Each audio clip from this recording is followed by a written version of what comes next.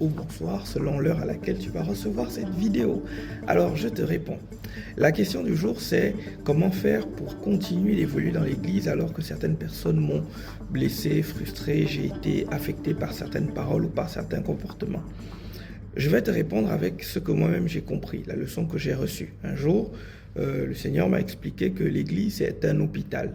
En fait, dans le monde entier, il y a des personnes qui sont blessées. N'oublie pas que le Seigneur Jésus, quand il prend son mandat, il dit « L'Esprit du Seigneur est sur moi car il m'a oint pour apporter une bonne nouvelle à ceux qui ont le cœur brisé. » Donc Dieu travaille également sur les personnes qui ont le cœur brisé. C'est un sujet très important. Les cœurs brisés, c'est pas à négliger, c'est très très important. Parce que si ton cœur, donc ton âme est brisée, tout ton être va refléter cette destruction-là. Donc, c'est un sujet capital. Et il m'a expliqué que dans le monde entier, il y a des personnes qui ont le cœur, l'âme brisée, endommagée, abîmée par la naissance, par les soucis de la vie. Et donc, on va les récupérer de partout et on les amène dans l'église. L'église est donc un hôpital où on va les traiter, on va guérir par l'amour de Dieu, par la parole de Dieu. Mais donc, dans l'hôpital, on aura deux catégories de personnes. On aura les malades qui ont encore besoin d'être soignés, traités. Et en général, ce sera facile de les reconnaître parce que les malades sont portés sur eux-mêmes. Ce que je reçois, ce qu'on me donne, ce qu'on me fait, ce que moi. Là, tu sais immédiatement que c'est un malade. Parce que malheureusement, dans l'hôpital de Dieu, tu n'as pas des blouses blanches, des blouses noires qui identifient. Non, c'est pour identifier le malade et le bien portant, tu regarderas juste à son attitude. Donc le malade, ce sera qu'est-ce que je reçois, qu'est-ce qu'on fait pour moi. Alors que le soignant, qui peut être infirmier, parce que le médecin c'est Jésus, c'est le Saint-Esprit. Donc l'infirmier qui peut être un encadreur, un frère, une sœur, un leader, un pasteur, un évangéliste, toute personne qui est là pour soigner, il n'est pas porté sur soi, mais il est porté sur les autres. Qu'est-ce que je peux donner? Qu'est-ce que je peux apporter? Comment je peux aider? Comment je peux encourager? Comment je peux soutenir? Donc, dans un hôpital, il est normal de trouver des malades. Jésus n'a jamais dit que son église, quand tu arrives, tu trouveras que tout est bien. D'ailleurs, c'est le pasteur Sanogo qui disait « Bâtir l'église de Jésus, c'est aussi savoir endurer la mort à soi-même. » On va te dire des choses qui ne te plaisent pas, on va te faire des choses qui ne te plaisent pas, mais tu es en train de bâtir une œuvre qui est plus grande que toi. Et donc, tu acceptes de porter ta croix. Regarde notre Seigneur Jésus, il est en train d'aller mourir pour des gens qui le frappaient, qui l'insultaient, qui le crachaient au visage. Tu vois ?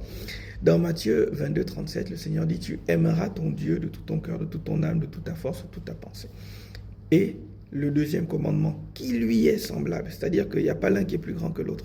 Tu aimeras ton prochain comme toi-même. Tu dois aimer ton prochain comme toi-même. Aimer, c'est quoi?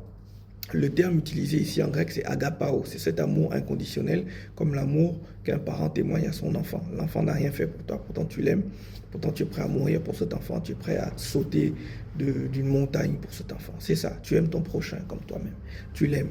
Tu te mets à sa place. Tu rentres dans ses difficultés. Tu exerces la compassion. Tu comprends ses peines. Et à cause de cela, tu es prêt à pardonner. Un pasteur nous enseignait que aimer va se résumer à deux choses. Donner et pardonner.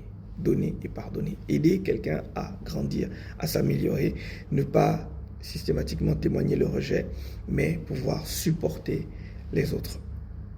Il y a un passage très intéressant que les gens ont très mal lu, Matthieu 7.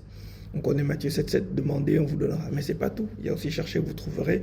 Il y a aussi frapper, on vous ouvrira. Le Seigneur va développer. Il dit si vous, hommes méchants comme vous êtes, vous savez donner de bonnes choses à vos enfants, à combien plus forte raison votre Père qui est dans les cieux vous donnera de bonnes choses si vous lui demandez. Et plus tard, il dira au verset 12, tout ce que vous voulez que les hommes fassent pour vous, faites-le de même pour les autres. Comment tu aimerais qu'on te traite si tu étais brisé par la vie, brisé par la méchanceté et que tu te retrouvais dans un milieu aujourd'hui où tu ne sais pas interagir? Est-ce que l'amour de Dieu dans ton cœur ne te pousserait pas à être plus patient, à porter, à pardonner, à prier, à encadrer, à relever? C'est ça l'église. L'église, ce n'est pas un endroit où on trouve que des saints. La preuve, c'est que nous, on y arrive pour être soignés. Donc, il n'y a pas que des saints. Il y a des personnes qui viennent se mettre ensemble pour que le grand médecin, le Saint-Esprit, le Seigneur Jésus, les transforme ensemble. Donc, reprends ta place, sois fortifié. Demande au Seigneur de te donner son amour, de te donner sa force pour que tu sois à même de bien remplir cette mission. On a besoin de toi dans l'église du Seigneur. Le Seigneur a besoin de toi. Sois fortifié.